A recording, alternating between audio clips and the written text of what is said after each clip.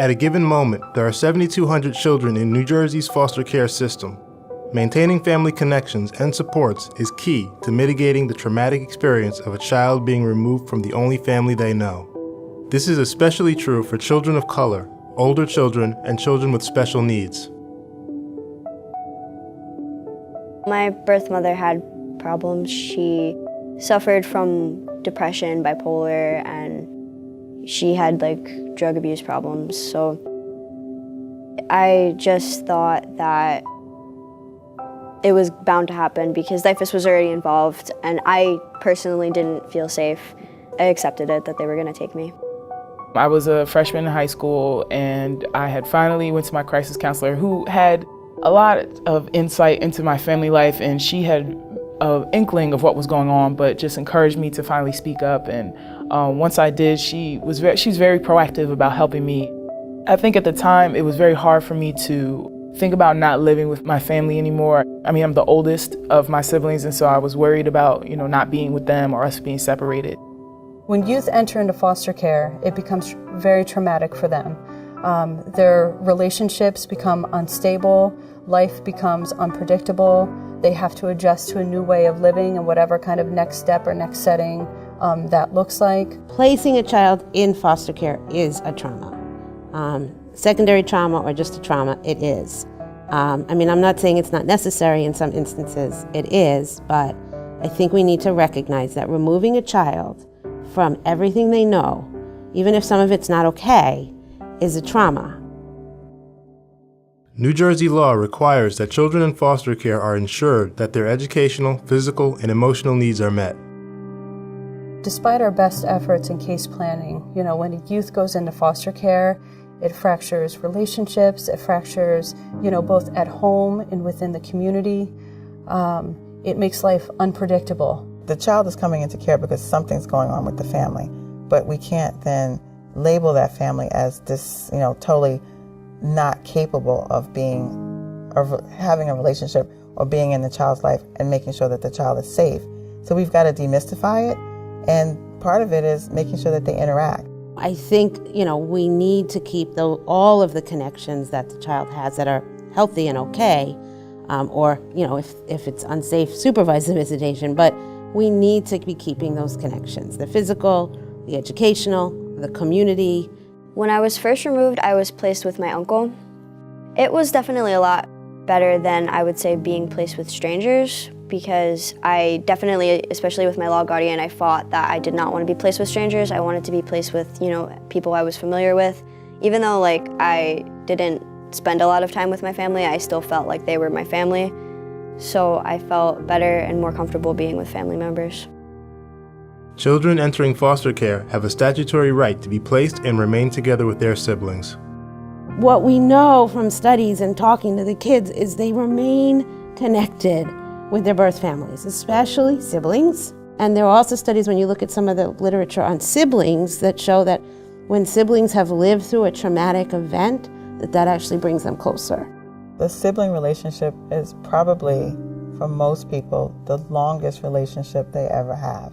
While the child is in foster care, there's a duty to make sure that visits happen if they're not in the same home. When we first got removed, one of the first things they told me was, okay, well, you and your brother can't live together. And that was very, very upsetting for me, because me and my brother are very close. They were like, we're gonna put you in one group home, we're gonna put him in another. And I said no. I'm like, no. There's no way that you're about to separate us. I'm not taking it. Whatever I have to do to be with him is what I'm gonna do. Each year, 3,000 children in New Jersey see the rights of their parents terminated.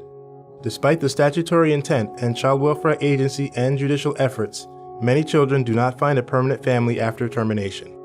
These children, identified in some judicial opinions as legal orphans, are children whose parents' rights have been terminated and who have no legal permanent connection to a family.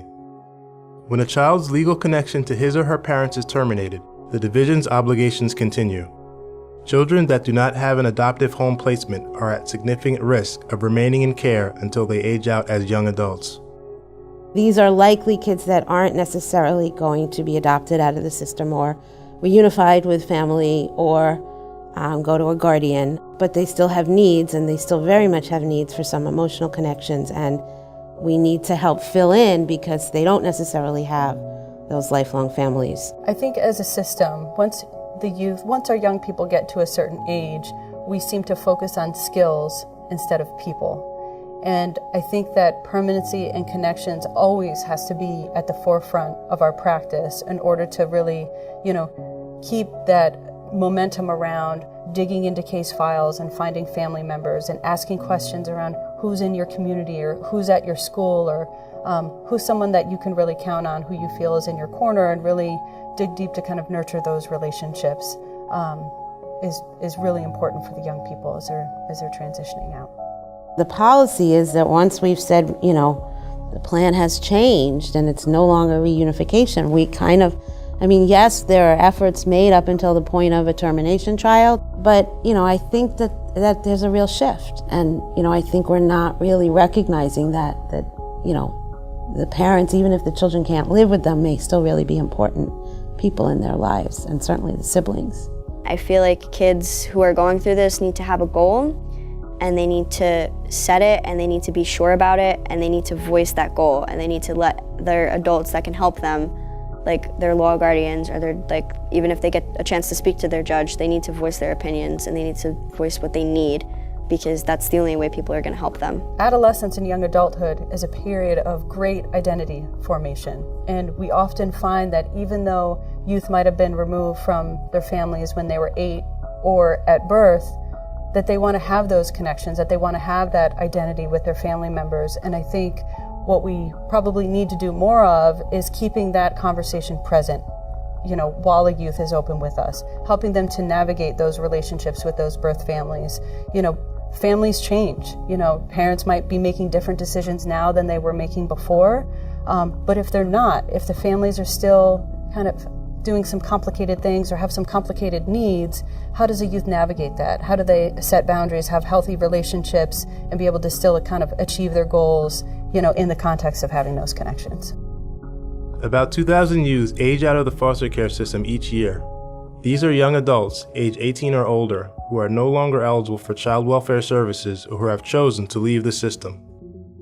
Youth who are aging out of the system, I think, are most at risk because they don't have those permanent connections. They don't have those sustainable, informal supports to really help guide them to achieve their goals, help nurture skills that have maybe already developed or need more developing, to help them identify resources within the community, and frankly, just to be there in times of need. Over the years, data has shown that youth who age out of foster care are susceptible to poor outcomes. And I think in New Jersey, we have found that our data supports that. We know from when their kids are in foster care that they have significant mental health needs. And those don't magically disappear at 18, 19, or 20. Some of these studies are showing that 1 in 4 of former foster youth have been diagnosed with post-traumatic stress disorder, and many, many with depression. Specific to homelessness, we found that young people who age out of care, around 15 to 18% of them end up homeless, end up kind of accessing homelessness services. And that doesn't even count youth who may double up or couch surfing. Aging out it's scary. I think a lot of people think that once you reach a certain milestone that you're not homeless anymore, you don't have these problems anymore. I just graduated from Rutgers 2 weeks ago, and I didn't have a place to stay. A lot of my friends, they're moving back with their parents. I don't have that luxury. When youth are removed even at birth and they have never met their birth family, they still want to know, where they came from, and, see if that relationship can be, established, and if it's, someone helpful and healthy to have in their life. So we often see that even if they're now 22 and spent 22 years without that birth family, they still want to have that relationship. It's invaluable to facilitate ties between foster youth and their biological parents. Not knowing where you come from, it adds a whole nother emotional aspect or issue that you have to deal with while being in foster care. I think that just by knowing your mother, knowing the person that gave birth to you, that gives you peace of mind. You know that you came from somewhere. Because honestly, it's almost as if, as a foster youth who doesn't know their biological parent, it's like you're starting the book in the middle.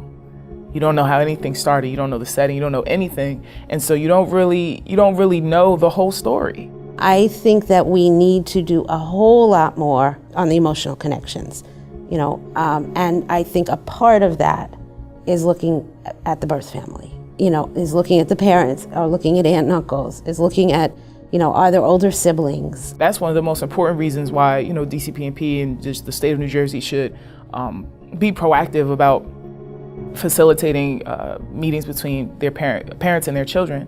I mean, for me, even as someone who didn't necessarily have the best relationship with my parents, I think now, as I got older, I learned to get along with them. And now I think that I genuinely reach out to them. My father and I had a very bad relationship for a very long time, but even now today, my father calls me every day, every morning, and it never fails. It's like 7:30, I know it's him.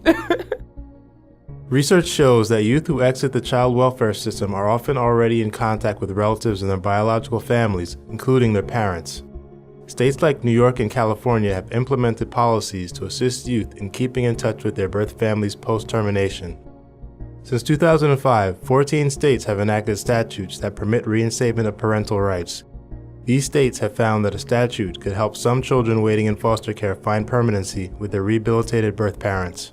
Having that relationship with a biological parent, even if it's not very strong, even if it's just knowing them, it allows you to build off of that. You can choose, and that's the beauty of it. I chose what kind of person I wanted to be. I decided that these are the things that I like. This is how I feel. These are the values that I care about. But I think that even to a degree, I based that off of my biological family, the things that they cared about.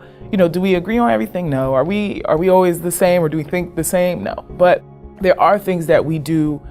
There are values that we share, and I think that by knowing my biological parents and getting to know them even more now that I'm a little bit older, I'm learning to see the ways in which they have shaped me and the ways that my newfound made family, I guess is what I usually call them, how they shape me as well.